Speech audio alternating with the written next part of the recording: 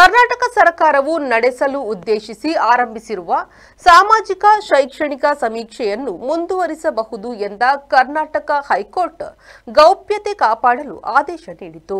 ಕರ್ನಾಟಕ ಸರ್ಕಾರದ ನಿರ್ಣಯದಂತೆ ರಾಜ್ಯ ಹಿಂದುಳಿದ ವರ್ಗಗಳ ಆಯೋಗವು ರಾಜ್ಯದಲ್ಲಿ ನಡೆಸುತ್ತಿರುವ ಸಾಮಾಜಿಕ ಶೈಕ್ಷಣಿಕ ಸಮೀಕ್ಷೆಗೆ ತಡೆ ನೀಡಲು ಕೆಲವರು ಹೈಕೋರ್ಟ್ ಮೆಟ್ಟಿಲು ಹತ್ತಿದ್ರು. ಮುಖ್ಯವಾಗಿ ಕೇಂದ್ರ ಸರ್ಕಾರವು 2027ರಿಂದ ದೇಶ ಮಟ್ಟದಲ್ಲಿ ಜಾತಿ ಸಮೀಕ್ಷೆ ನಡೆಸಲಿದ್ದು, ಇಲ್ಲಿ ಅದೇ ಮಾದರಿಯ ಸಮೀಕ್ಷೆಯ ಅಗತ್ಯವಿಲ್ಲ ಎಂದು ಬಿಜೆಪಿ ಪರ ವಾದಿಸಲಾಗಿತ್ತು.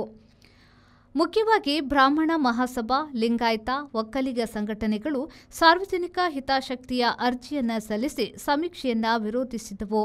ಇದನ್ನು ಅನುಸರಿಸಿ ಸಮೀಕ್ಷೆ ನಡೆಸುವವರು ಕೂಡ ಅಸಡ್ಡೆ ಅನುಸರಿಸಿದ್ರು. ರಾಜ್ಯದ ಸಮುದಾಯದ ಅಭಿವೃದ್ಧಿಗೆ ಸಮೀಕ್ಷೆ ಅಗತ್ಯ ಎಂದು ರಾಜ್ಯ ಸರ್ಕಾರದ ಪರ ವಾದಿಸಲಾಗಿತ್ತು. ಕೊನೆಗೆ ಹೈಕೋರ್ಟ್ ಸಮೀಕ್ಷೆಗೆ ಒಪ್ಪಿಗೆ ನೀಡಿದೆ. ಒತ್ತಾಯ ಮಾಡಬಾರದು, ಗುಟ್ಟು ಕಾಪಾಡಬೇಕು ಎಂದು ಕೂಡ ತೀರ್ಪಿನಲ್ಲಿ ಹೇಳಲಾಗಿದೆ. ಸಮೀಕ್ಷೆ ನಡೆಸುವಲ್ಲಿ ಅಸಡ್ಡೆ ಮಾಡುವವರ ವಿರುದ್ಧ ಕ್ರಮ ಕೈಗೊಳ್ಳುವ ಅಧಿಕಾರಿಯನ್ನ ಆಯಾ ಜಿಲ್ಲಾಧಿಕಾರಿಗಳಿಗೆ ನೀಡಿ ರಾಜ್ಯ ಸರ್ಕಾರವು ಈ ನಡುವೆ ಕಟ್ಟಳೆಯಿಟ್ಟಿದೆ.